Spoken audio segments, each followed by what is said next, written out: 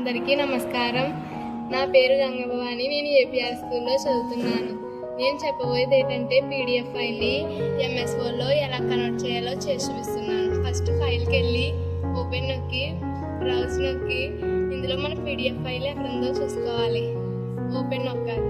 ఆటోమేటిక్గా ఇలా వస్తుంది. అప్పుడు ఓకే నొక్కాలి. ఇప్పుడు పీడిఎఫ్ ఫైల్లో ఎలా కన్వర్ట్ చేసుకోవాలన్నా ఇప్పుడు మనకు అవుతుంది.